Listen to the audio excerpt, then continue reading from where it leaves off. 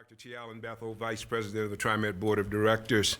Our Board President, Bruce Warner, is unable to make it today. In just a moment, I will open the public forum, which is intended to hear from the community on matters that are before the Board of Directors.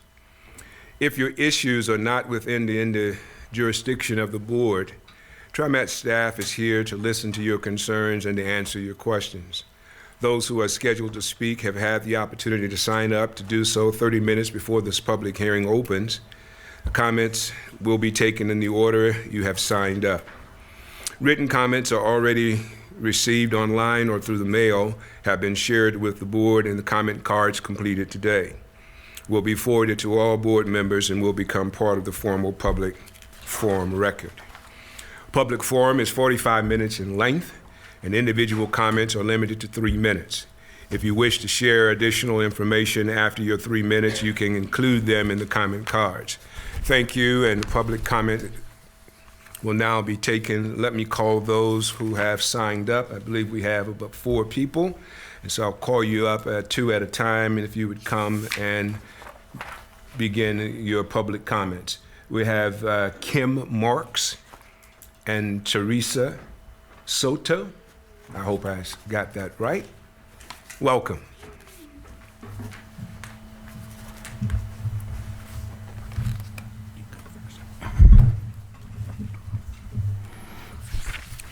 Good morning. My name is Kim Marks. I am the AmeriCorps Vista member for Division Midway Alliance, and I am the representative for East Portland Action Plan for the Interpal Outer Division Transportation and Development Project. I originally came to talk to you about East Side enhancement for services, but instead I am here to talk about the bus rapid transit project that is in the development phase of with the steering committee and with Metro and TriMet's cooperation. The issue that I'm here to talk about is the potentiality for redistribution of reallocation of services from the existing bus number 4 line to other parts of the system as part of the bus rapid transit project. East Portland is very concerned about this as a possibility. There are many reasons for this that we believe would be unequitable to the people of East Portland and the riders of the bus number 4. Those reasons are as follows. East Portland has a disproportionate number of people who are bus or transit dependent. Those people include the elderly, people with disabilities, people with children, and low-income riders. The configuration as it's developing appears to be a fait accompli that this possibility will occur. We believe that this would be a detriment to the riders that use the bus or number 4. Excuse me, I've got a cold and it's very difficult to speak today. The reasons that we believe that this would be inequitable are that the bus or the grid system in East Portland is not like the grid system or the street system in other parts of Portland. Elimination of bus stops as part of the bus rapid transit project will cause people to have to walk further to get to a stop.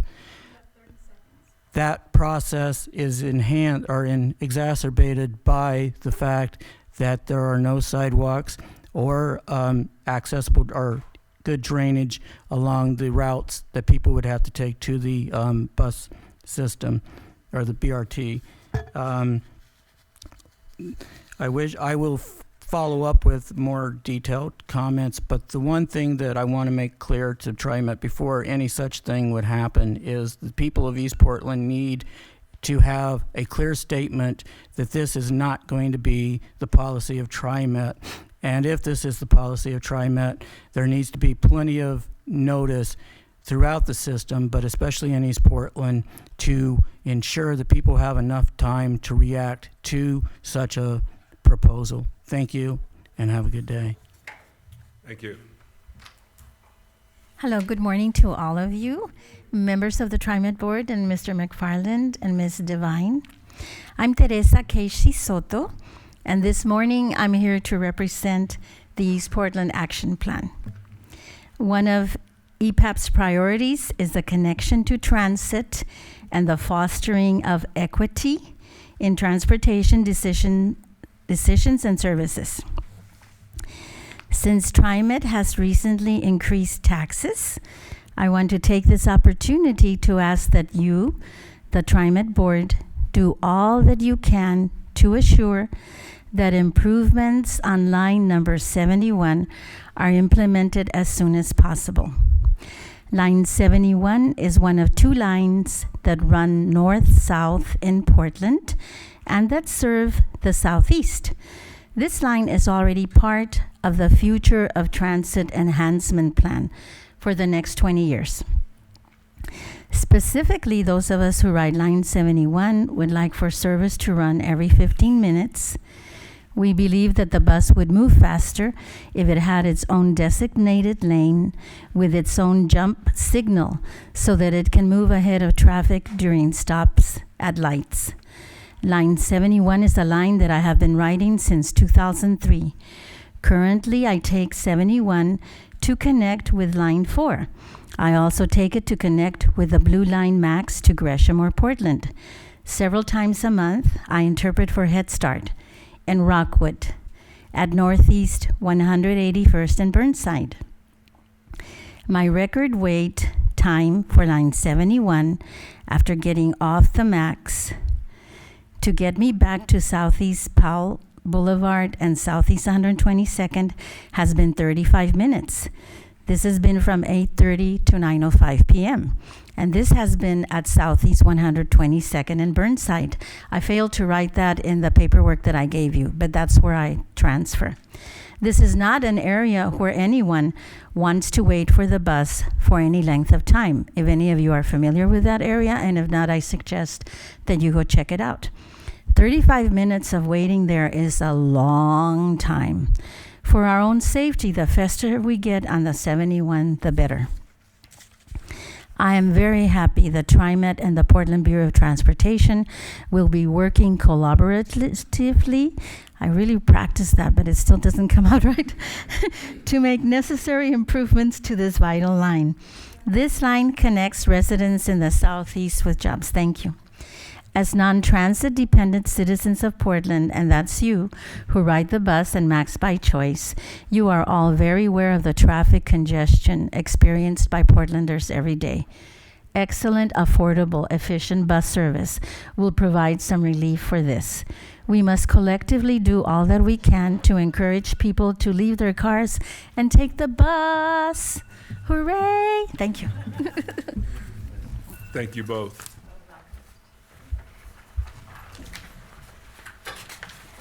Next up, we have Lisa Huffman and Ben Fain Jr.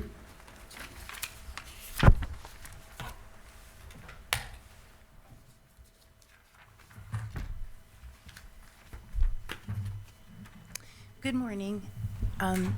I wanted to speak to you this morning about the Lyft service. I've been employed for 24 years, and this is the 6th contractor that I'm currently working under, First Transit.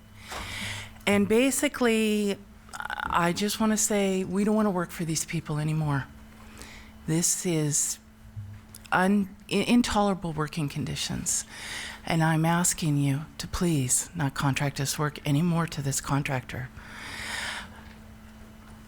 At least, could you send out a mailer to every Lyft driver at each yard? There's 450 of us, 3 different yards, and just ask us some basic questions.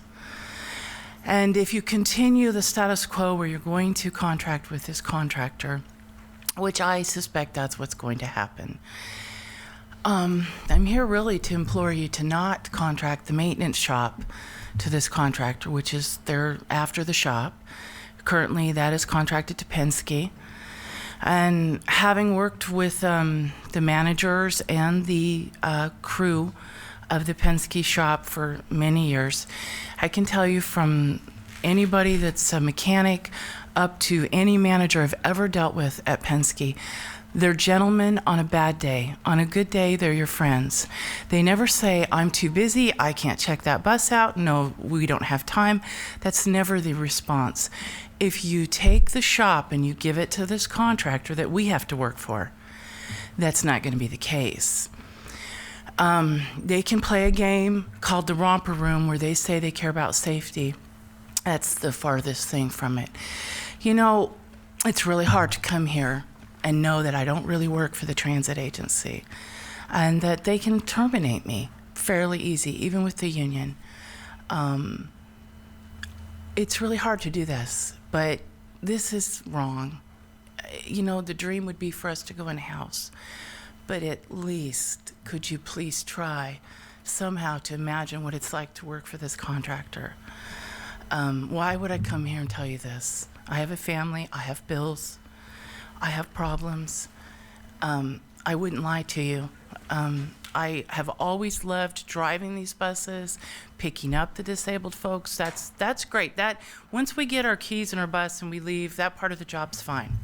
It's just these people who think that it's about them. It isn't. It's about getting decent drivers into those vehicles and going out and picking up disabled folks. It's not about them.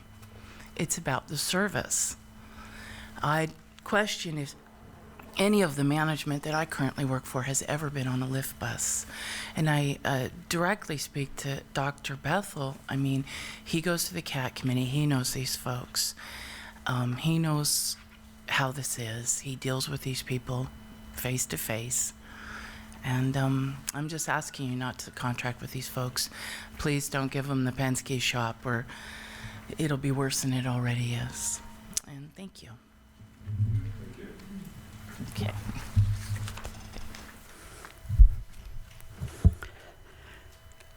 Dr. Bethel, Mr. McFarland, my name is Ben Fain. I live in Aloha. I drove TriMet bus for 26 years and retired 13 years ago, about 13 and a half to be exact.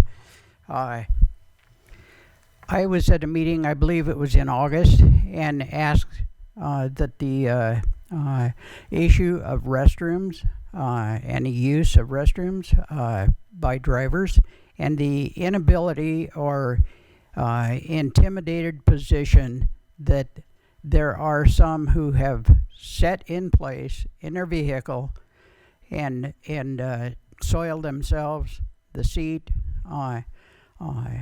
And I ask at the end of that meeting that there be an apology from the board chair and from the general manager, and that there be a statement put up in each garage similar to the one that says the best drivers in the world go through these doors every day. It's something that's visible and seen by everyone. In addition to that apology, I ask that that statement be put up in the deals, and the statement is that no one will be fired for using a restroom. TriMet at times has done made efforts to have restrooms available along the routes for drivers. And this is the motivation behind that has come and gone. It's waned and waxed, or waxed and waned, whichever. But this is not a TriMet problem. It's not a local Portland problem. It's all over the country. And there have been good efforts made in different areas, such as Seattle, to correct this problem. This is a health and a safety issue. And I was told that at the last meeting, the September meeting, there would be a PowerPoint put in there about this issue. I didn't make that meeting. I came down here to attend the meeting, which was, I believe, posted as a normal meeting, and I got down here, and there were some people in the other room that we have used over here, the smaller room, and there were some TriMet people there, some management people, and I stood around waiting way too long before I asked one of them where the board meeting was, or if the board meeting was being held. There was nothing here to show that it wasn't being held here, and it wasn't being held at the time that I was here. I was here very early, and had there been a posting out there stating that it was going to be elsewhere and where and when, I could have made it over there. Okay, Dr. Bethel, I'm going to ask you a question right now.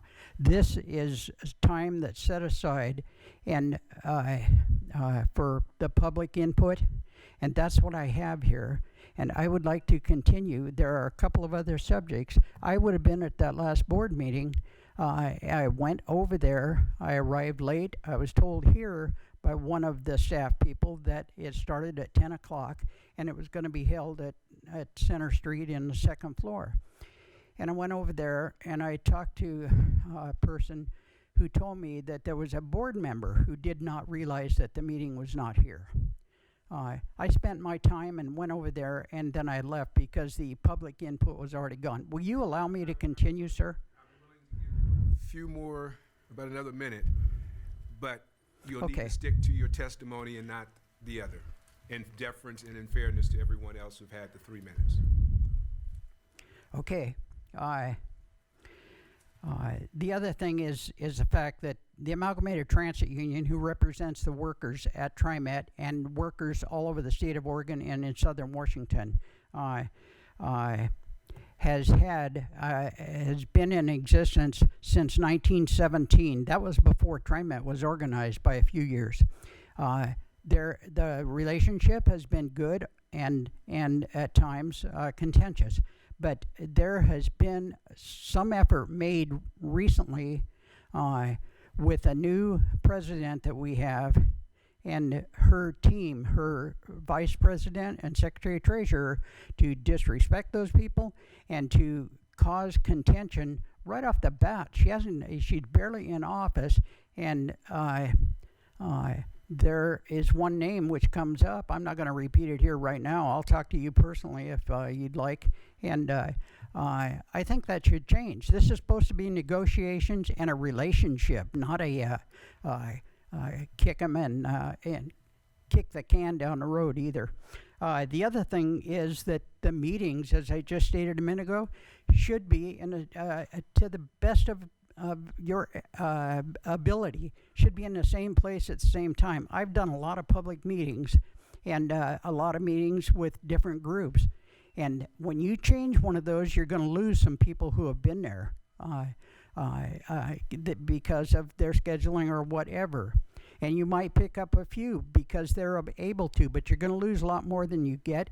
And it's not right to the public to move that around. One other thing, the next meeting was scheduled for November 11th.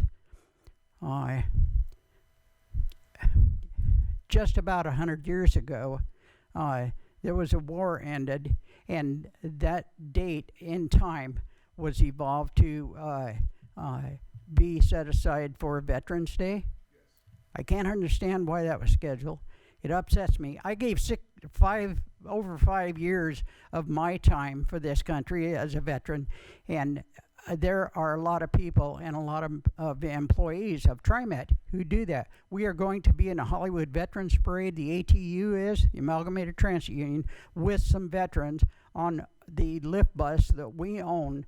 And anyone that's in this room who's a veteran or wants to support veterans can come out to that Hollywood Parade, either stand on the sidewalk or walk with us. You're all welcome. Okay, thank you, Mr. Fain. I'm going to ask you to wrap this up at this point. But thank you for your comments. Any other general comments you have, you may put on a comment card. And if you need to talk to one of our staff persons who are here from TriMet, they'll gladly meet you, take any more information, and follow up with you about that. Well, thank you for your time. And I have another meeting I have to go to, and I'll be back. Okay, if you're leaving now, someone will get to you directly. Thank you very much for your comments. Okay, we have two more people that have come. We have, I believe it's June Gates and Keith Schultz. Welcome. If you come, both would come now at this time. Did I have the first person right?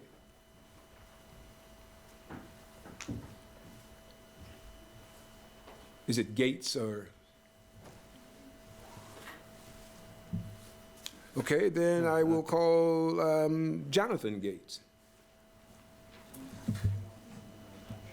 I'm wishing to testify on the resolution. Yeah, let's, So you're speaking for, you want to speak on the resolutions, 1510-67? Yes. This would be your time. Okay. Okay. Yeah, I haven't So- been here for a while, so Jonathan yeah. Gates? Jonathan Gates? Okay. Keith, go ahead. Okay. Welcome. Good morning. I'm Keith Schultz, a transit-dependent BRU member who lives in Gresham. I know it's been a while since I've spoken with you. There's an issue I have with the transparency, notice I got, and the new e-fare system, HOP. There are decisions being made about the partial adoption of the ticket vending machines at MAX stations. When for a mere $2 million in the budget of TriMet, that's pocket change, that much money spent would give the ticket vending machines the capacity to actually be able to distribute actual e-fare cards. As it is, the network of stores who distribute these cards is spotty at best, you know, and the network of stores who distribute cards will have the ability to reload cards are spotty at best, because I mean I've seen pictures in certain parts of East Portland. There's like a 35 block space between where you can get your e-fare card reloaded and everything, and that's one of the better ones. Okay, for just a mere $2 million, you could actually do the thing with the ticket vending machines, where you could actually be able to get your cards reloaded at the ticket vending machines. They're only going to be, the way it is, it's kind of convoluted. But anyway, another problem, you're not allowing the public any input on any of these decisions. I thought I'd be able to retire my transparency raincoat, but you forced me into getting a new one. Please allow the public to have input in some of these decisions. Thank you.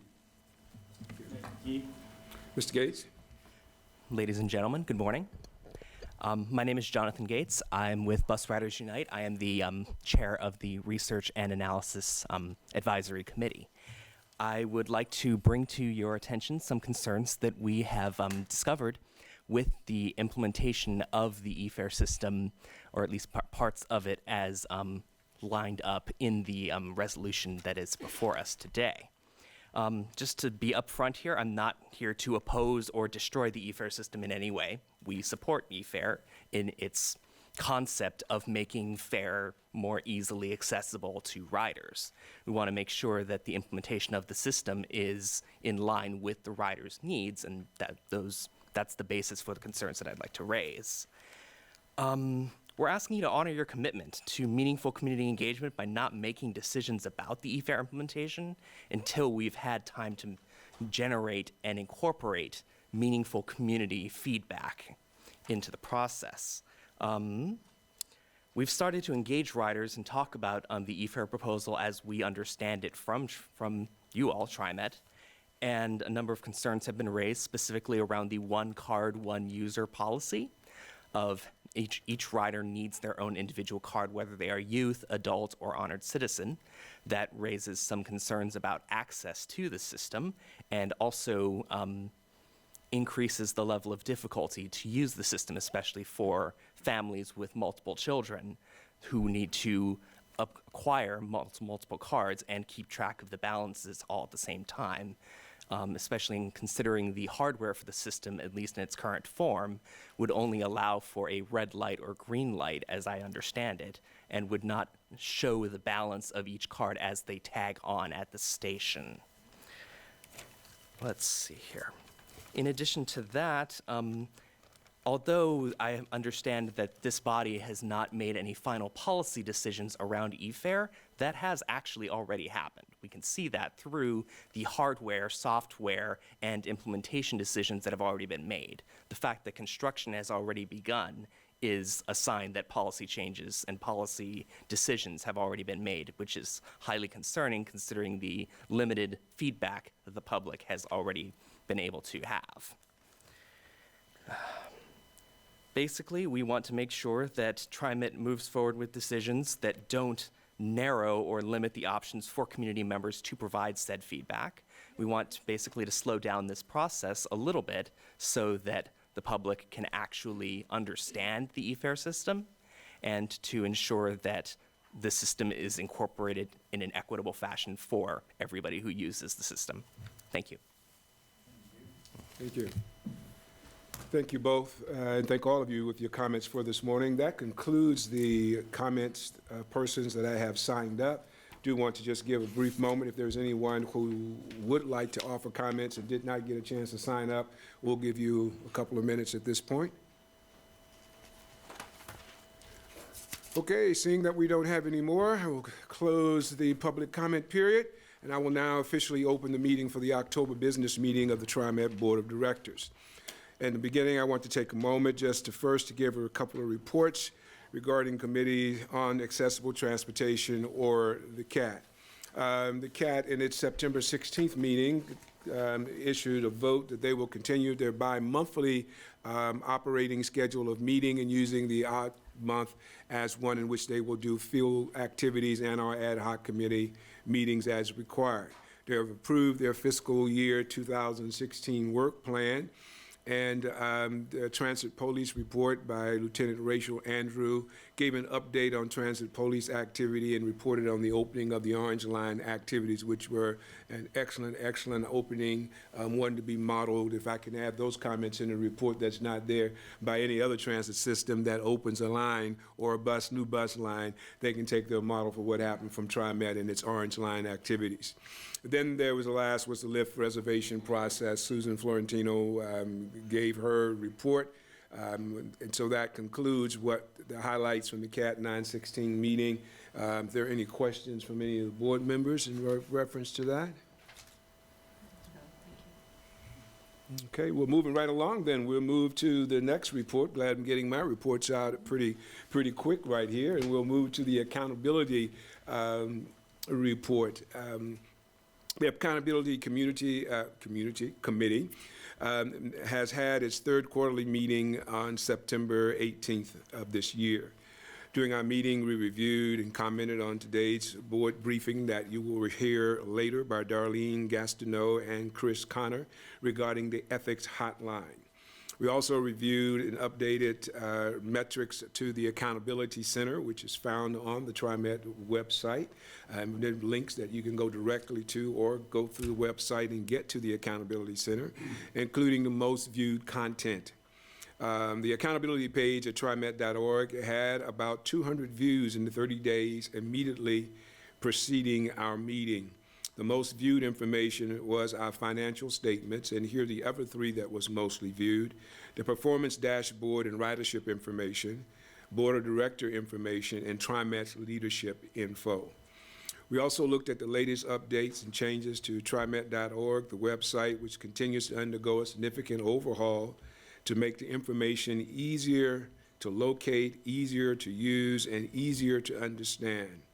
We had an exchange of ideas about what we could do as a committee to help make these improvements and contribute to those improvements.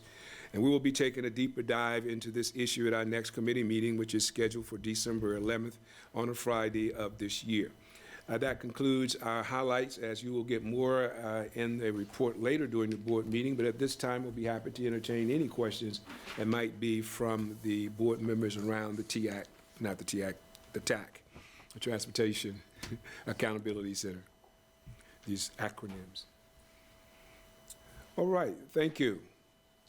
We will move on now, and would like to ask our board member, Craig Prosser, for his report this morning on the Metro Policy Advisory Committee. Craig? Okay, it looks like the board reports are the Dr. Bethel Craig Prosser show, because I have two reports also. The Metro Policy Advisory Committee, which is an advisory committee to the Metro Council, met 2 weeks ago. The big issue then was to get a first look at the work plan that staff is proposing for updating the Regional Transportation Plan. The Regional Transportation Plan is a document that shows needed transportation improvements throughout the metro area, so all three counties. It is a requirement for qualifying for federal funding. It was the current RTP was written or approved in 2010. There have been some smaller amendments made to it in the meantime, most recently last year, but it is time to redo that plan from the ground up. And so staff presented a work program for the next 3 years to work through the process, gathering public input, gathering regional partner input, and leading to presenting a new regional transportation plan to the Metro Council for approval in 2018. Tonight, MPAC is meeting, and we'll actually be voting on a recommended work plan to send to the Metro Council. So that's moving forward. This is a work item that will be of great importance to TriMet because it includes needed transit improvements. So it's something that we'll be watching very closely. My second report is on the Finance and Audit Committee. We met this morning, reviewed the strategic finance plan, which was adopted a couple of years ago, and kind of lays out the policies and guidelines to manage our financial affairs. And we were looking at the actual performance of the agency compared to the strategic finance plan. Short story, it's looking good. There are a couple of guidelines that the Finance and Audit Committee has indicated we'd like to look at a little more detail as we go through this in the real world, real time. We might want to make some tweaks to that strategic finance plan. So we'll be looking at doing that within the next couple months. We also looked at the proposed timeline and work plan for development of the TriMet budget and the financial forecast. We got a copy of the proposed budget timeline, which basically has preliminary work starting next month. Finance and Audit Committee next month will meet and look at some recommended policies and priorities that we will bring to the board on December 9th meeting. So that'll be the board's opportunity to give input on the priorities for the upcoming budget development. And once we give that feedback to staff, then they'll actually start kicking off the hard work in January. So, and that'll move forward through a process very similar to what we used last year. Similarly, the financial forecast is done at the same time. Staff reviewed assumptions with the committee, and we felt that those assumptions were all appropriate. So that is moving forward also. So unless there are any questions, that completes my report. No questions? No. All right, moving forward at this time, we'll call for our general manager reports. Neil? Vice President Bethel, members of the board, good morning. I did want to just start responding to a couple of the comments we heard during public comment, just so you know. Related to the BRT service, later in the briefing section of the meeting, Alan Lato will be providing you an update on the PAL Division BRT as well as the Southwest Corridor, and we'll ask him to address the service issues. But just as a general note, there is always a service realignment, as there was, for example, with the Orange Line associated with any new high-capacity transit project. And what does that include, and how does that come to affect current and existing service are all topics that I think are very open for discussion with the community and our customers. So let Alan address that a little bit more thoroughly during his presentation. regarding Ms. Soto's comments related to line 71, we are right in alignment with her in terms of the desirability of turning line 71 into frequent service. Obviously, we'll have to begin to balance that with the resources that we have, given that the payroll tax ramps in at a very gradual rate.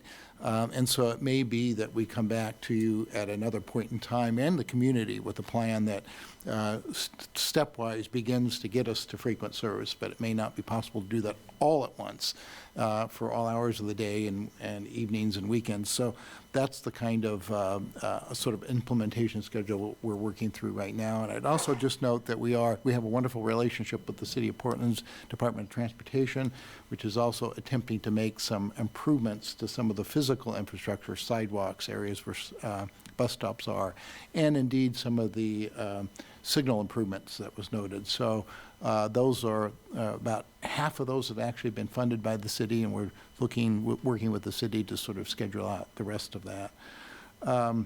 And related to the lift issues that Ms. Hoffman brought, as you know, we have on our briefing schedule a very, I think, fairly thorough update on the overall lift contracts and how they actually will be reprocured over the next few months. And so we wanted to give you a grounding on that. So that will be part of the briefing as well. And related to the e-fare issues, we'll certainly can talk about that for more thoroughly as we present that resolution.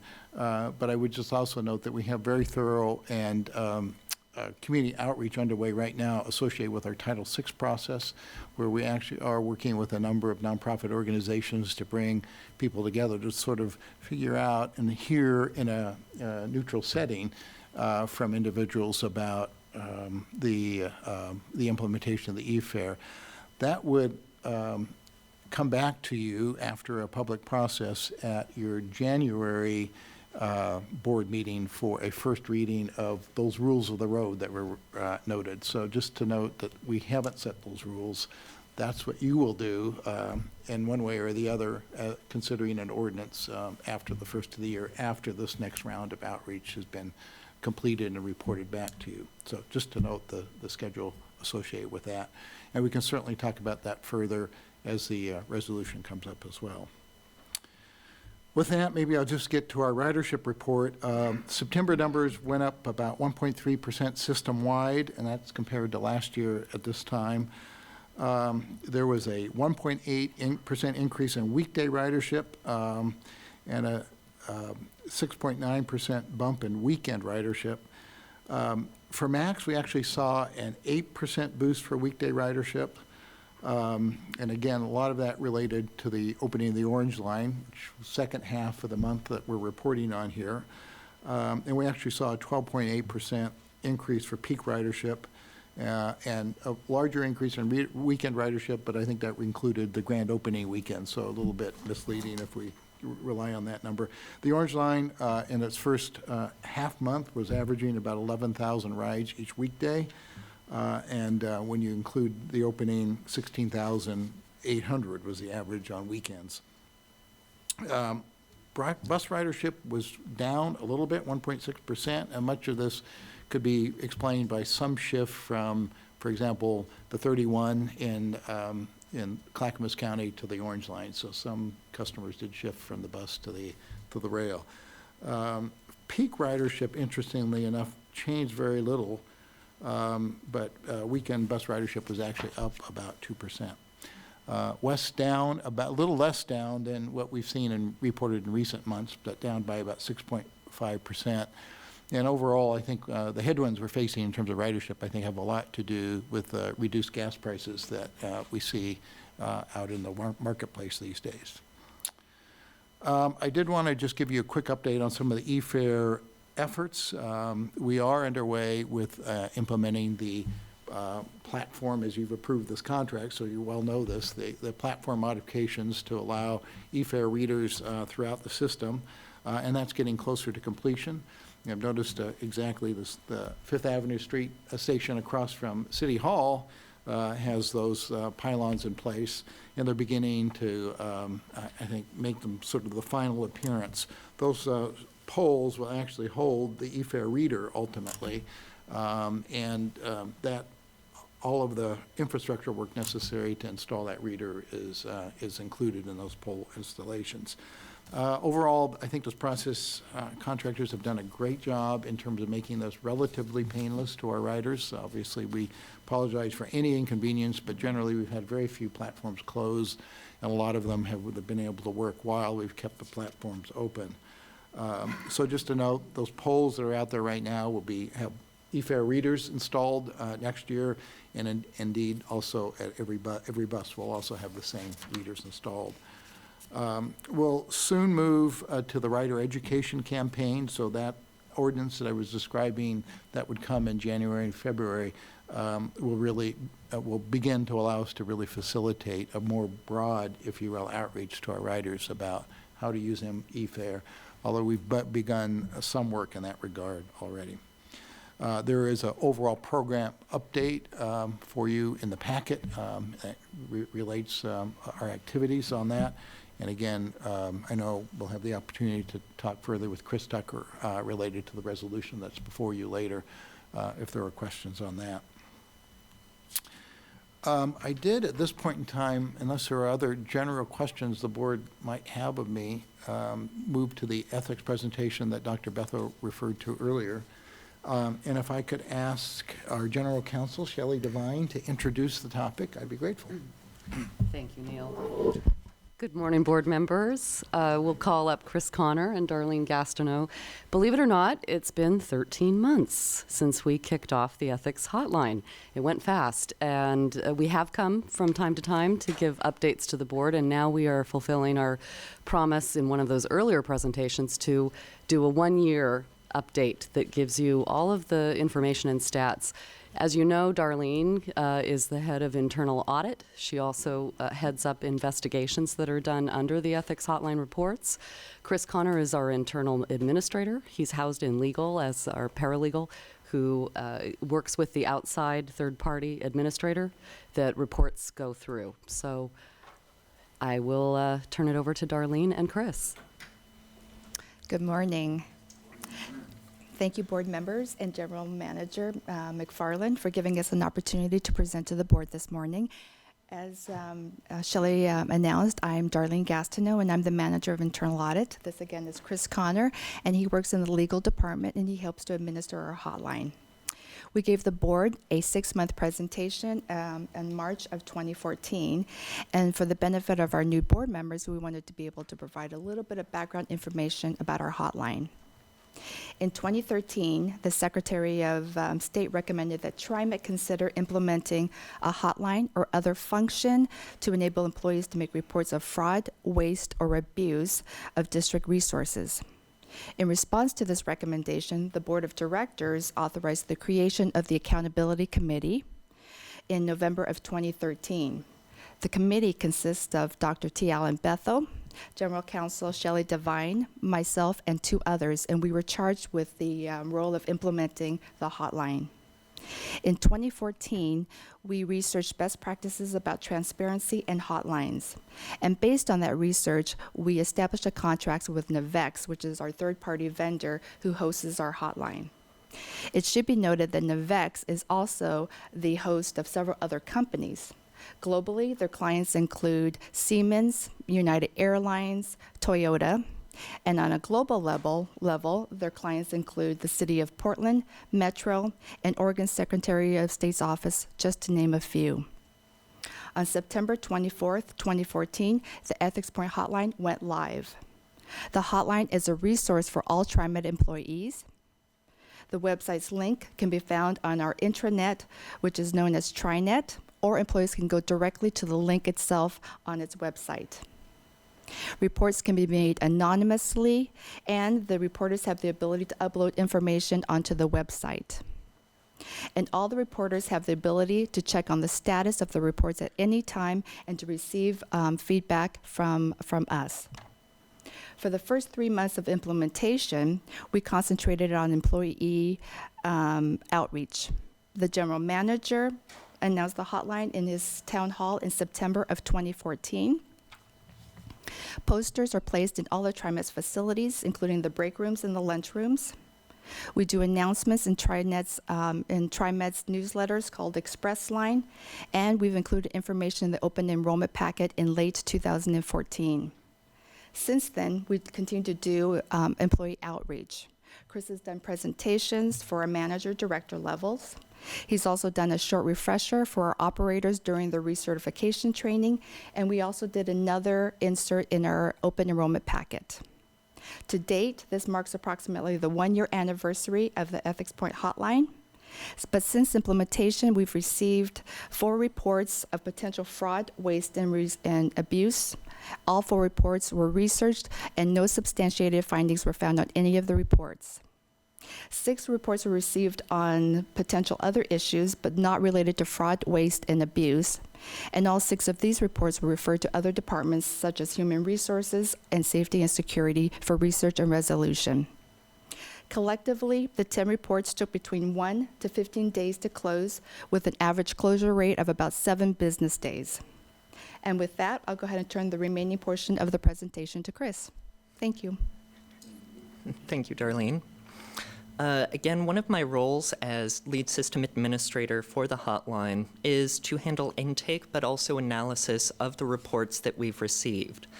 To start in on the utilization, I wanted to note that most of the reports were made using our web portal rather than the 800 number, which simplifies reviewing the employee experience in making a report with showing screenshots of the web page rather than calling up an operator and going through the detailed process that they have in making a report as a test report. For making a report, I wanted to emphasize 2 key features rather than cover all of the details that are able to be provided while making a report. The first happens at the very start of making a report regarding the anonymity, and that is if a reporter wishes to remain anonymous, they do not provide their contact information, so it's not logged or stored associated with the report that they are making. And that is a great preservation tool for maintaining their anonymity. To go through all of the details that you can provide and all of the questions that are asked would take a lot of screenshots. I wanted to instead emphasize the end of the report, which ties into the beginning. At the end of the report, a reporter or an employee can provide a password, either to the operator or on the web intake form, and will also be given a report key. And this combination they can use to check back in on the report and be able to see the progress, whether on an anonymous basis or if they've provided contact information, to be able to see that their issue is being addressed, and also to answer any questions that may come up through the investigators, or provide additional details that they find about their instance. To also speak on some of the other utilization factors, that 10 reports reflects receiving 1 report by per approximately 300 employees. This shows employee awareness of the hotline system and also shows that the system is not being overburdened. We're able to complete investigations in a timely manner. In addition to that, one of the things that we saw with the reports being made is that it provided a fresh perspective, a fresh pair of eyes, particularly since the reports being made were across our facilities, and it can be difficult to initiate investigations at all different points without being able to have some of that perspective that individual employees can have on a daily basis with interacting with one facility or another. The other aspect of making a report is sometimes an instance would come in that was already being investigated by a department. However, fresh facts and fresh analysis of the issues at stake were guaranteed to be provided by the employee making the report and prove very useful for the department making the investigation. That said, when I say department making the investigation, we do seem to have more reports that are coming in that are directed to other departments rather than deal with issues directly about fraud, waste, and abuse of agency resources. That speaks to one of the goals that we should have for 2016, which is with our continuing education and introduction of the hotline to new employees, we really need to emphasize and take those opportunities to show the other resources that people have and other directions that they can take for issues and concerns that they have beyond what the hotline is created for and the goals of the hotline. One of the other key factors that we need to include is something that's faced by any agency that runs a ethics hotline, and that is to encourage anonymous reporters to check back in. That can be done through education and assurance that people can check back in on an anonymous basis. They're not risking their identity being revealed, but also to encourage them to see how checking back in can show that their issue is being addressed and give them the opportunity to be able to provide that additional information, be able to expedite the investigation through answering questions that the investigator may have. Finally, the Ethics Point hotline is going to evolve in 2016, and part of that should include not just an education of the employees as to what the administrators feel are the goal of the Ethics Point hotline, but to analyze with the reports that come in what the employee expectations are for the hotline and try to synthesize the administration of the hotline to be able to meet those goals as well. And of course, in a year, you will receive an additional annual update, and further updates on the Ethics Point hotline will be provided on an as-needed or as-requested basis. So again, I wanted to thank you for the opportunity for us to fill you in on the ethics hotline, and thank you for inviting us here today. Thank you. Any questions from board members? A quick comment. Hopefully we didn't do anything to Chris Middleton's job prospects in the future. For those who haven't seen it, Chris Middleton is the person who is actually in the example that stole pins. So, I mean, if you're Chris Middleton, I feel sorry for you. That was actually my former last name. I changed it in the past year. Yeah, after stealing the pins. So it's an alias. And now we know. No, this is a great report. Certainly we want to continue to enhance our services and opportunities to know what's going on. And it's really good to continue to see the progress we're making and continue to make on the Secretary of State audit recommendations and the implementation of those recommendations. So I commend the team and the legal department and beyond for putting this in place and continuing to track it and give us the regular updates. So thank you. Comments from anyone else? Yes. Does this, to educate me, this is a hotline. Does it also take employees' complaint? Is it a complaint resolution forum as well? So is that to inform the employee as to the resolution, or that kind of the resolutions that are typically provided to a reporter are that the complaint is being addressed or the complaint is being referred and that the issue is being addressed or we have additional questions. And that's where it becomes essentially really important for a reporter to check back in, because sometimes that can impede or slow down an investigation if we don't have enough information that is coming in with the initial report. So you are receiving more topics than just waste and abuse and energy agency resources? Yes. Okay, thank you. And one thing I did want to add to Chris's comment is after the resolution of a particular report, after we've researched it, we'll put a short synopsis in terms of what the conclusion was, and we'll put it out on the website so the reporter can check back in and see that their report was resolved and how it was resolved. Thank you. Quick? Of the 10 reports that you received this last year, how many of those were anonymous and how many had names attached? I want to say at least, I think 9 were anonymous. I think one. I can recall 2. actually, that provided detail. Both of them were referred to operations or to HR based on the nature of their concern. And so that's kind of the figures that we found. And for the two that submitted with their names, did you follow up with them just to see if they were satisfied with the results of your investigation? One was very helpful in terms of providing some additional information and providing some suggestions for resolution of their concern. And the other one may have had some difficulty in using the system, reflected on kind of the back end. We received the report a couple times. And so I'm not quite sure. Again, that was an instance where we referred it for resolution by another department and know that the issue was resolved or addressed. What I'm trying to find out is if we can determine from, the system or follow-up how well this is working for people who've actually filed a complaint. Do they feel like it's a worthwhile exercise? Do they feel like their complaint was addressed?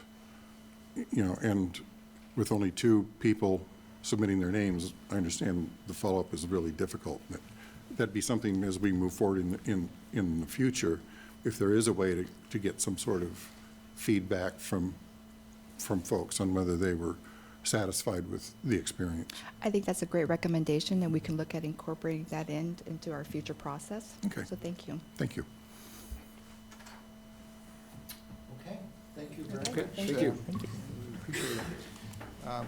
The second special report under the general category of General Manager's report is that we are at the end of our first financial quarter, so that's an opportunity for our CFO, Dee Brookshire, to give you a quick update on that. So Dee.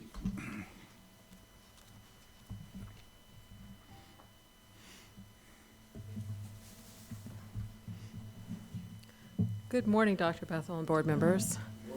The report you received shows the financial performance through the first quarter of 2016, which ended on September 30th.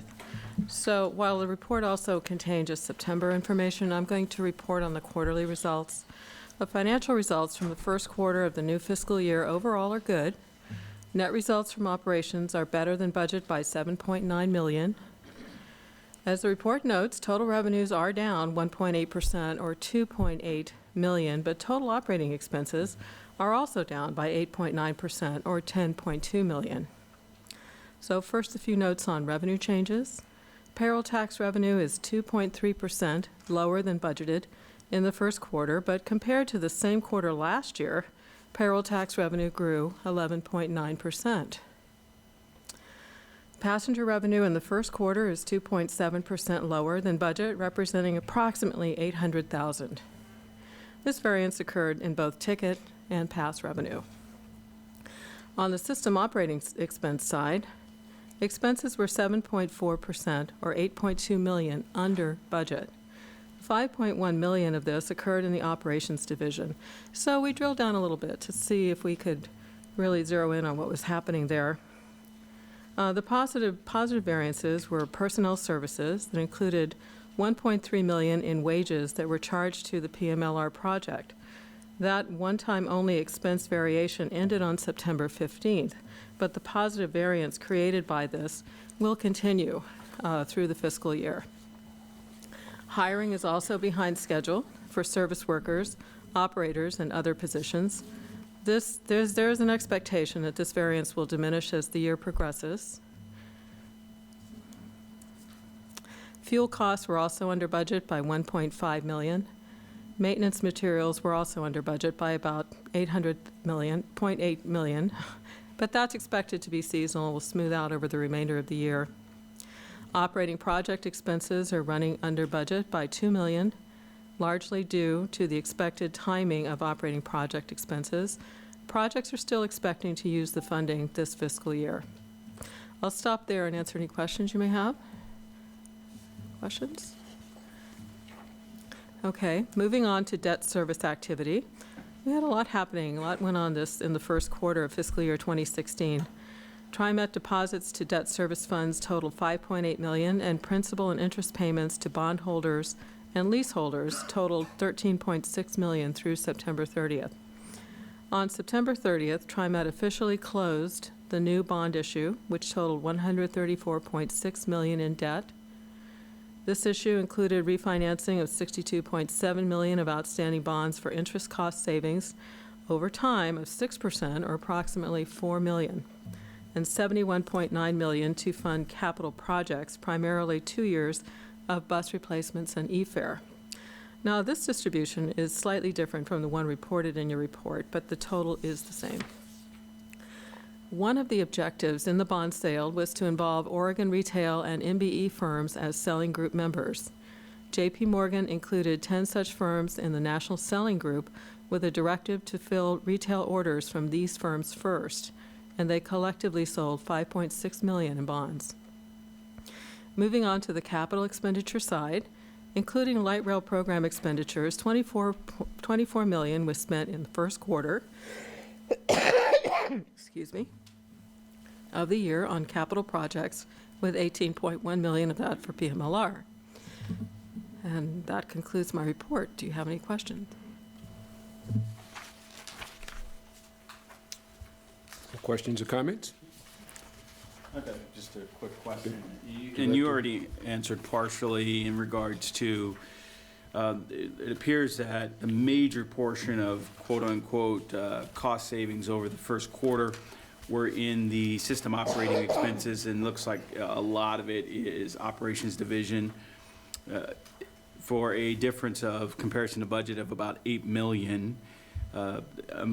Based on what you were saying, I'm assuming that we're going to pick up some of that as the year progresses, as the hiring gets more in line with what the budget is looking at. That's the expectation. So are any of these savings expected to continue? Say, like you mentioned the fuel, and I think you mentioned the fuel somewhere around $1.1 million savings in the first quarter. Barring any significant increase in fuel prices, those would be some savings that should continue throughout the rest of the year. Correct. Okay, so in all, we could still project some type of savings based on as we run this out, budget per performance. Absolutely. There's going to be some savings, specifically potentially in the fuel savings side of things. Correct, and the $1.3 million in wages that were charged to the PMLR project, that little thread will continue throughout the current year. Got it. Thank you. Okay, Director Prosper.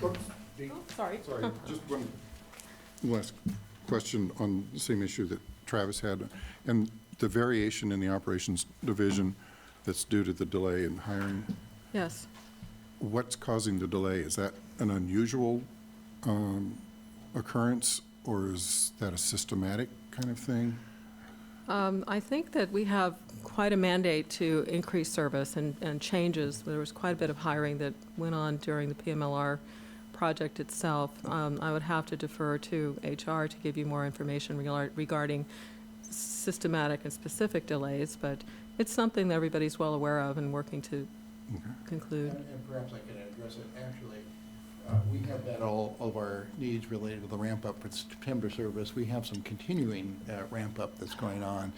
There's always a pace question, and frankly, I don't think that the budget was probably as focused on the pace as the total at the end of the year. And so I think that's really the timing difference is really what we're seeing at this point. Okay.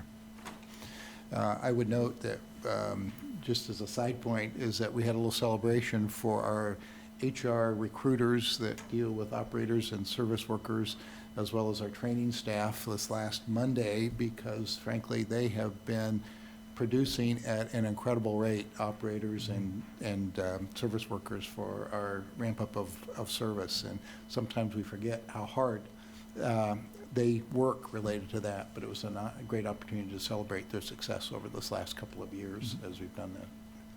But it's an important issue we continue to focus on. Thank you.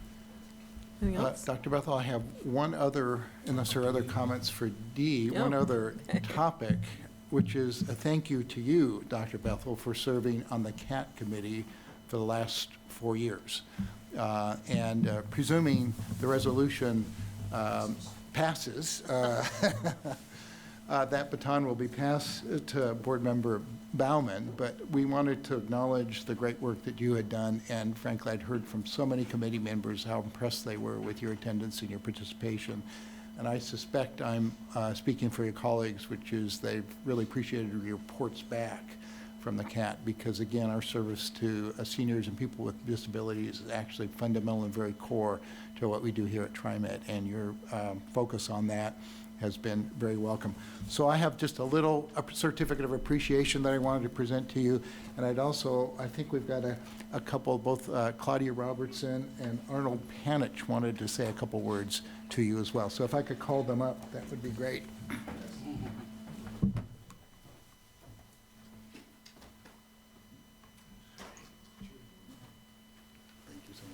Thank you so much.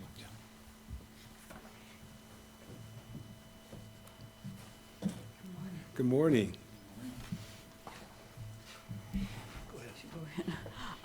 Our chair, Jan Campbell, had to work this morning, and so she asked me to step in for her. And on behalf of Jan, myself, Arnie, the executive committee, and me, who got to sit to the left hand of Dr. Bethel the whole time he was on CAT, and I will miss you, sir. We'd like to thank you for your commitment and your attendance, and especially your commitment to public transit and to senior and disabled transportation.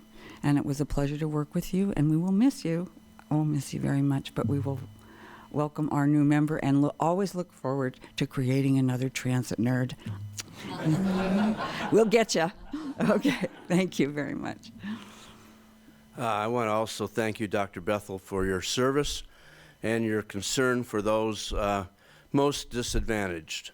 We see you on the streets in other capacities advocating for the dispossessed and minorities, and you certainly have represented this board nicely on the Committee for Accessible Transportation. So we thank you very much for your service and for attending our meetings. Sometimes TriMet board members don't quite make it, and you have really been very loyal to us, coming every time to our meetings. We appreciate that. And we welcome Lori Irish Bauman to our committee, and to get our perspective on our ideas about universal design and everybody rides. And that takes quite a challenge, because sometimes we present ourselves as difficult passengers. So again, thank you very much, Dr. Bethel, for your service on our committee. Thank you.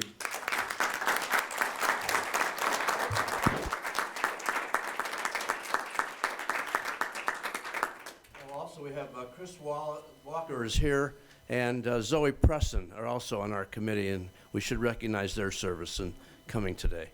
Yes.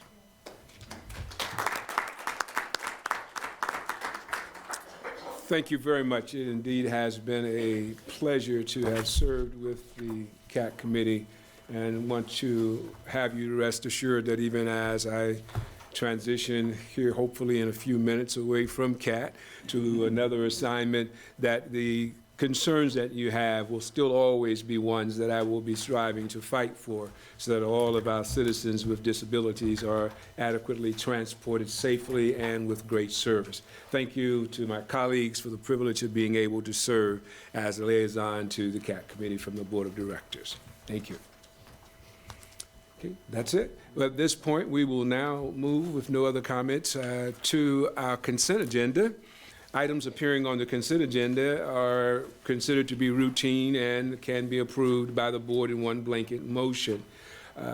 Any board member who wishes to remove any of these from the consent agenda may do so prior to our consideration. Our consent agenda this morning includes several items: our minutes from our last meeting, resolution to electing officers and confirming committee appointments, submission of grants to the FTA, and a contract with Northwest Occupational Health. Does any member request removal of any item or any questions to any of the items? Me hearing none, seeing none, we will then take a motion to approve the consent agenda. So moved. You have a second? Second. Moved and second that the consent agenda be approved. All those in favor signify by saying aye. Aye. All those opposed, same sign. Anybody abstaining, motion so carries. Thank you very much. We will now move to the resolutions that we have before us this morning. Our first one is Resolution 15-10-66, recognizing the opening of the Portland-Milwaukee Light Rail Project and commending TriMet staff for their outstanding contributions and achievements on the project. Mr. General Manager, your comments. Mr. Board Vice President, members of the board, it's my pleasure to present this to you. Again, this was at your request from the last meeting that the board make a statement of thanks to the employees who have contributed to the great success of the construction of the Orange Line and its successful opening and operation.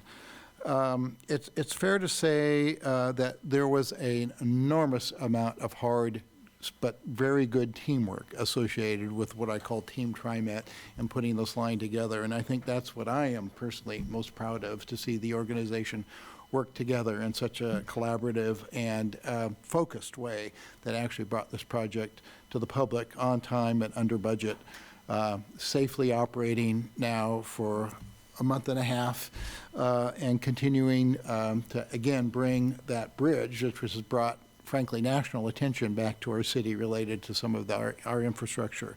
The first of its kind to really carry buses, light rail trains, streetcars, bikes, and pedestrians, and connecting some very key and important destinations in our region, including OHSU and OMSI. So it's with great pleasure that I recommend this resolution to you. Again, I think it demonstrates great teamwork on behalf of everyone at TriMet who has brought this line to fruition. Again, my recommendation for your adoption. Any questions, comments? I'd like to make just a general comment.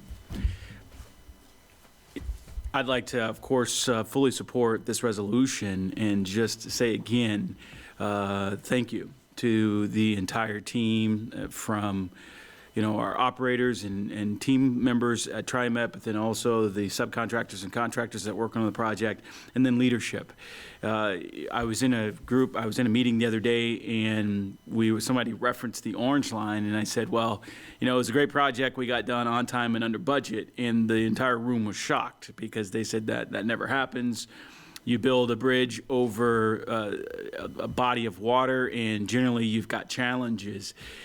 They were thoroughly impressed, and I was proud to be a part of an organization that accomplished such an incredible task on time and under budget. In a recent book I was reading, it actually talks about what great leadership and great management takes, and sometimes how is that identified. And many times we see what we consider great managers to be folks who are doing a lot of things, who are managing fires and taking all these challenges and conquering them all the time, and we consider that to be great leadership and great management. And they said sometimes that's actually the hallmark of not great leadership and great management, because ultimately it's the quiet leaders and managers that consistently perform and consistently do great work that we never even see because the problems never arise. And as I think about the Orange Line, I have that type of perspective. We didn't see these incredible problems arise because ultimately we had great teams and great leaders who were managing the process all the way through, and we conducted a great process and finished a great project for this entire region. And again, I had the opportunity at one of the events to talk with the FTA representative, and she was just throwing accolades on us. And then I referenced this at the last meeting, but I will reference it again. I was in another meeting where somebody had just attended a meeting down in California, and I know referencing us to California is never a good thing, but ultimately they were at this meeting and they were talking about, I believe it was a light rail project, and it was projected to go over budget significantly. And it was a elected official said, Now, you do know that the folks up in Portland just finished a light rail project on time and under budget, right? And speaking to the folks that were managing the project, so that person who was from Portland was very proud to be a part of this region. So again, I want to fully support this resolution, continue to say that hats off to the entire team, starting with the great leadership on the board and my colleagues here, but, you know, of course, Dan Blocker and his team and his efforts, and it all leads all the way down to everybody within the organization. So thank you, thank you. Other comments? Any more questions? If not, is there a motion to approve the resolution? Second. Duly moved in second. Those in favor signify by saying aye. Aye. Anybody opposed, same sign. Anybody abstaining? Motion so carries. Thank you very much. A second resolution this morning is Resolution 15-10-67, authorizing a contract with Skick and Bachman USA Incorporated for e-fare project retrofit of ticket vending machines. Mr. General Manager. Board Vice President Bethel, members of the board, I actually, just in anticipation, I'll ask Chris Tucker, our e-fare project manager, to come up in anticipation of questions. But let me just note that, again, one of our key outlets, if you will, of serving fares currently is our ticket vending machines. We have, under Chris's leadership over the last couple of years, done an enormous amount of work to try to get those machines operating. And they're now operating at about 98, 99% uptime, which is a far cry from where we were a few years ago. But just to note that that's been because of a great and very diligent effort on behalf of Chris and his team to make sure that those machines were always up and operating. A lot of preventive maintenance, a lot of other work to respond quickly when there are issues. There are about 250 ticket vending machines in our fleet overall that provide multiple locations, usually at each of the light rail stations, for customers to access the fare system. Right now, we know that we have a modification we need to do to these machines. The vendor of those machines was Scheit & Bachman. They are uniquely qualified, obviously, because they were the original manufacturer, to do that modification. And what the contract before you is actually to modify those machines to actually vend an e-fare temporary ticket, so if you will, a paper ticket with a chip embedded in it that would be available and embedded for either honored citizen, youth, or adult fare, one-way ride, or day pass. And that would be the limited capability of the TVMs, accepting either cash or credit cards. I might note part of the whole e-fare system is really, the goal is to transition people to the easier to use pocket calculators or pocket computers that we carry these days, as well as the Hop Pass card itself. And part of the overall component of this is a much broadened retail network, moving to something on the order of 500 retail outlets from on the order of slightly more than 100 that we have today. So a dramatic increase in the number of retail outlets. And that's done by beginning to use those cards in a gift card sort of format that allows retailers to use it like they do other gift cards, and to be able to add value to it in a relatively easy and straightforward way. In addition, customers will be able to add value to their card via a smartphone, via the web, and via our own ticket office as well. So there are the difference between where we are today and where we will be with electronic fare is that there will be multiple avenues for people to add dollars value to their cards. There will also be the capability of using smartphones directly or chip-embedded credit cards directly as well in the system. So what we have proposed to you then is a modification, which is a base modification to the TVMs. I would also note that there is always the capability of adding other functionality to TVMs. We can always come back and do that. The premium is not dramatically great to do that at another point in time, but we do see great efficiency in beginning to move our regular customers away from using the TVMs in favor of the retail network or the other mechanisms of smartphone or web-based recharge, if you will, of the fare instruments. And the main reason for that is TVMs are very expensive for us to maintain. And I'll have Chris, to the extent that there's a question, respond a little bit further to that. The total amount of the authorization requested is about $1.1 million. That includes a contingency. The retrofit of each machine will cost about $4,500. But in addition to the retrofit of the machine to vend these TVM, or excuse me, e-fare eligible cards that will respond to the red, yellow, or green light that our readers will show. There will be a lot of integration of software from the TVM system into the back end of the e-fare system. So that's the other part of the work associated with this contract.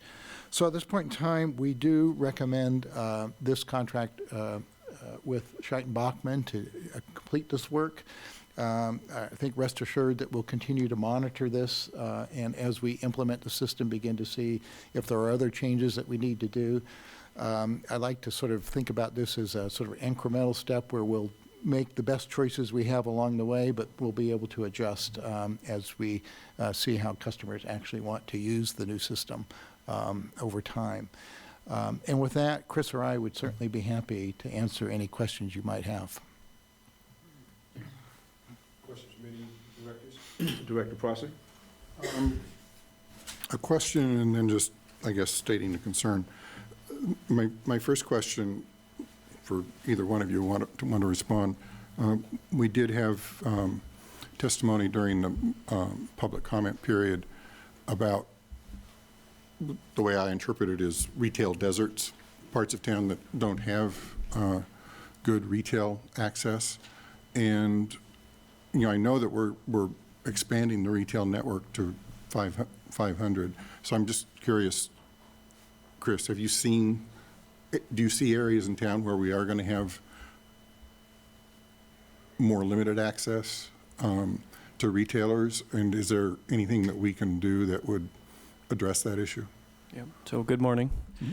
So yes, there are. The current retail network is planned at 500 retail stores. The good news is, because it's a gift card model, we can continue to look at expanding that at smaller gift stores or mom and pop stores. If you're in a neighborhood where it's just surrounded by houses and that goes on for 2 miles, there is no opportunity for us to add a brick and mortar or a retail store at those locations. But what we can do is continue to find where those needs are and insert stores, recruit stores. It can be as simple as a store that can have a website to load value for the customer. It can be a simple piece of machinery that they put in. We're also looking at Plaid Pantry, for example, to add them to the network, which is about 100 stores. So there are opportunities to expand, and we continue to look at those. So the good news is the contract with the retail network, they're motivated by adding to the network. So yes, we can target those, and wherever there's an opportunity, we can look to add them. But there just needs to be an actual door and windows for us to recruit. Right. Okay. Stating your concern, I am a little bit nervous about not being able to add value to cars through our ticket vending machines, conveniently located, on platforms, stuff. And I understand, why we're heading the direction we're heading. And I do support this resolution. That's not an issue for me. But I am concerned because it seems like, being able to load value at the point of service makes a lot of sense. And so that's something that I hope we monitor as we go forward with this. And I hope that we have the opportunity to, once we see actual performance and actual trends and what kind of market penetration we have in terms of people moving to the more electronic forms, that maybe we can go back and look at the ticket vending machines again. So, absolutely. Perhaps it would be useful, Chris, if you reviewed sort of the background of this decision and why we're aimed in this particular direction right now at limiting the functionality, if you will, of the TVMs. Sure. Some of you may recall from very early on that we really wanted to focus on software and shift focus from mechanical equipment or the hardware. And that was really fundamental to the strategy of electronic fare. We wanted to add significant benefits by building this robust back office system, by having a website and this retail network and smartphones. And we wanted to add this capping concept, which we think will be attractive, especially for low income. And all of that shift and desire to build that was to increase the benefits that customers experience today and give them an opportunity to access those increased benefits. But to pay for the increased benefits, then the cost of this more robust back end, we wanted to reduce cash in the system and reduce the ticket vending machines and use at fare boxes. I kind of liken the fare boxes on bus and the TVMs to a convenience store. They're open 24 hours a day, 7 days a week, but the features that you get there, what you're going to shop for, is limited. You go in, you get what you need, and you get out. But if you want all the benefits and all the discounts, you go to the main grocery store or the main central location to get what you need for that month or that week. So the idea was always to shift folks to these other channels, reduce the cost of our really difficult to maintain, machines. Ticket vending machines get bad gas mileage, is how I would explain it, and we want to shift those to what works best for all. So you shared with me the other day, Chris, a statistic about the cost of using a ticket vending machine compared to other channels. Yeah, it's, right now we collect about $20 million a year through our ticket vending machines. And that's a healthy amount of fare revenue. And we expect a significant amount to go through the e-fare system, of course. What we don't want to do is increase revenue at ticket machines because it's expensive. And if we were to offer a fully featured ticket vending machine that now becomes a reload station, it's very likely and expected that we would increase the amount of use at ticket machines. Right now, about 98% of tickets and passes are your single ride and one-day passes anyway. If it becomes a reload station and it becomes really a primary reload station, that cash should go up and the use will go up. If we're at $20 million today, if we were to add even $1 million a year in revenue at the TVMs at about a 20% cost, we would increase our operating costs about $200,000 a year for just every million. If we were to double the ticket vending machine usage to 40 million, it ends up being a couple of $1 million a year in costs. So it is a very expensive channel, and we want to leave it flat, and eventually, as folks take advantage of the capping, it will become a huge incentive and motivator to go in and reload at the convenience stores and grocery stores. Or via the web or smartphone. Yep. Director Stovall? Thank you, Dr. Bethel. So, Chris, how are we collecting kind of general comments and general input? Are we running this through the Transit Equity Committee that we have, and how consistent is that? So I'm not on that committee, so I don't know how often the updates are. I believe, Shelley, you've attended those. So to date, the outreach has really been surveys to the riders, focus groups to the riders. The Title VI analysis will include community-based organization feedback. It's been kind of a shot. We've met with some social service agencies, Elders in Action, that kind of thing. So we're getting the CAT committee. So it's trying to touch on all those stakeholders to get the feedback. I think at TIAC there's been kind of random updates, not monthly, I don't think, but maybe every couple times a year, perhaps. Feedback has been received, Including, I believe, the last meeting was a fairly thorough update and discussion with TIAC as well. I would encourage us to actually make it I'm not on the committee, but I would encourage us to make it an ongoing standing agenda item with actually Chris having an opportunity to get there. We utilize that and we look at that for that critical input from a lot of the transit-dependent part of our population. We certainly want to take that in consideration now. one of the things that I think will help these types of resolutions, at least for me in the future, is that I understand that we're not making and haven't made any major policy decisions in regards to this, but some of the hardware and software decisions that we make are actually going to make those policy decisions for us at some point, because the cost of doing something different is going to be so significant that we can't change direction. And so it would be good and very helpful if we could have something like that identified in the resolution as to if, as we pass this software, hardware decision, what is that going to do in the future concepts of policy impact? And what are the potential costs of doing something, of adding that additional, which you just did. You said that it's about 20%. So every $1 million, there's a $200,000 impact, based on doing some different functionality. So that's very helpful. But to have some of those things in the actual resolution will assist us in making sure that we're keeping our eye towards what are the things that we're locking ourselves into potentially by making a hardware software decision now. Another thing I would encourage is the customer inspired focus of how we develop our systems. And essentially, I know that we always have a cost benefit. I'm a finance guy. There's always a cost benefit to anything we implement, and that's always got to be weighed. But it's interesting as we take a focus from the customer experience, how we can begin to come up with additional opportunities to look at solutions. I hear about it, and it was referenced earlier, and you just touched on it. Somebody referenced there's a 35 block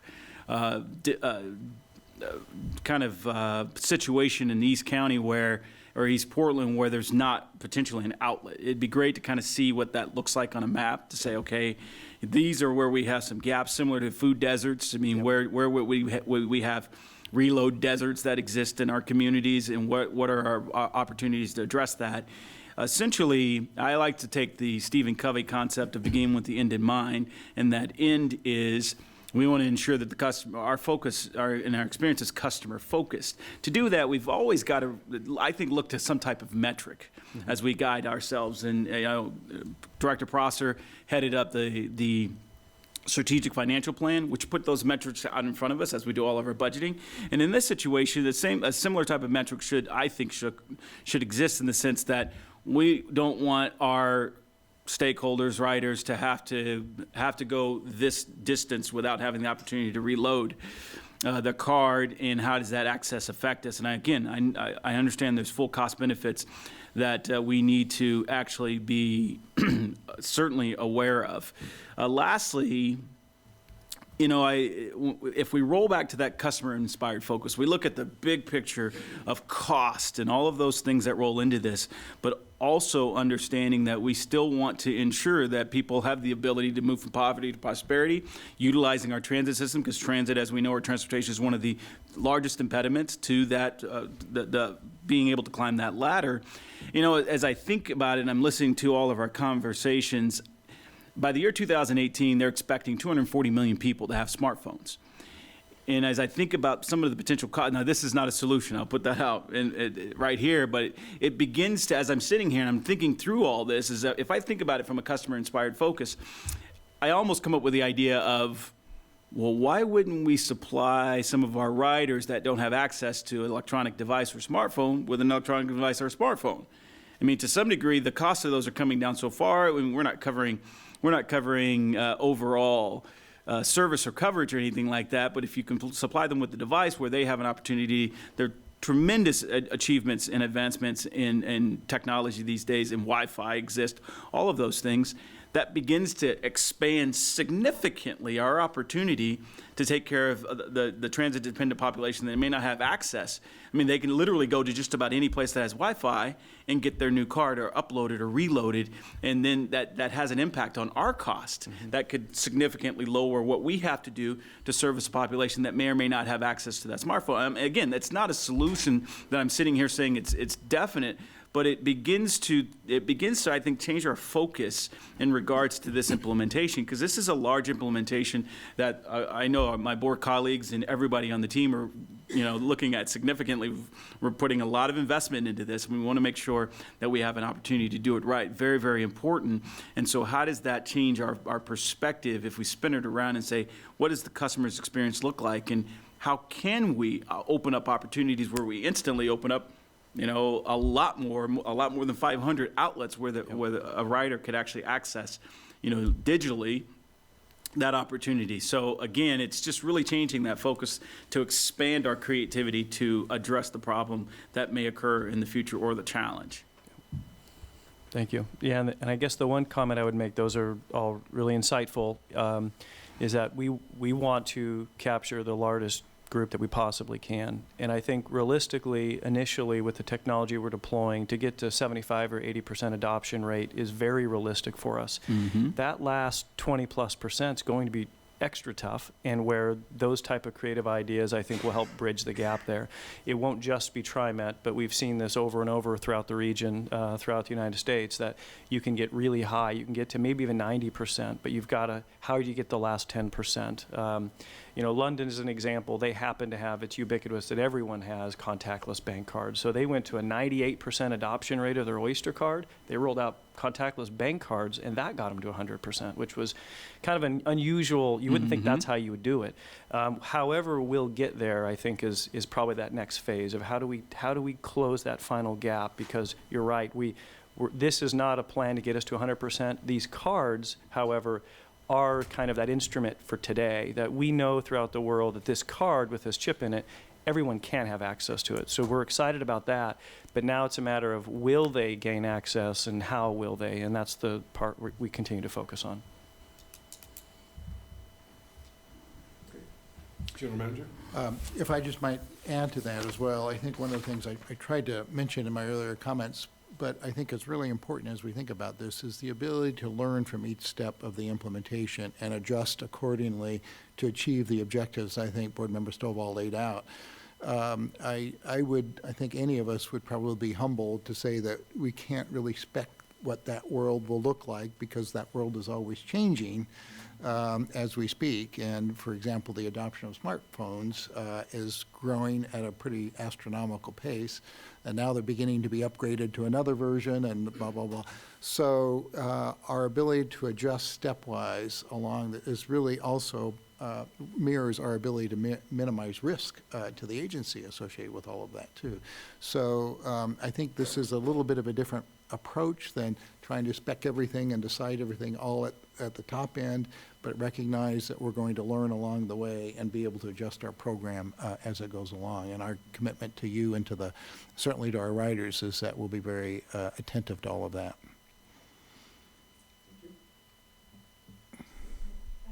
A couple of questions. I just following up on Director Stovall's comments about the retail outlets. We hear about 500 retail outlets for the reloadable cards. Is that aspirational, or have we actually identified 500 retail outlets? That's been identified. And I guess, have we thought about what their role is going to be in educating transit users, and since they're right down there on the street with our customers, how will they be educating folks out there about what's available? That's a good question. The main role of the retailer is to really, they're very transactional based, right? You're in and you're out. The one thing that excites us about this program is that it follows the same concept as the gift cards. And they're all very familiar with that model, which is you come in, you go to the gift card rack, you pull it off, you add value, you're going to be on your way and you can go. So at the basic level, I would say they're going to have the general concepts down pat, and that's all of them, whether they've worked there for 5 days or 5 years. That's the one thing that excites us most. But getting additional information out there is where we'll continue to push, and that is marketing how it's going to work. All the retailers will get training of how the system will be rolled out, but it's up to us to then push additional marketing material out to the public, not just at the retail stores, but for all users who may not even go to those retail stores. So the retailers, I would look at them more as transactional based. They won't be our best educating champion because they're just there to get the transaction done, but we can continue to educate them and work with our marketing folks to get the message out broadly to everybody. Thank you. Yep. No more questions or comments? we have a motion to approve the resolution? So moved. Second. It's been moved in second. Is there any more discussion? If not, all those in favor signify by saying aye. Aye. Anybody opposed? Same sign, motion carries. Thank you so much. Mr. General Manager, is there any other business to come before the board? No, there's not. We do have a long list of very interesting briefing items that we'd like to follow during the briefing, but for the regular meeting, I think we're there. Nothing else from our directors? If not, we will officially close the business board for the board and close the meeting, and we now will proceed into our board briefing. Mr. General Manager. Thank you. Again, board members. We want to take a quick break, okay? Let's do that. 5 minutes? 5 minutes. Okay, good. Don't mean to be.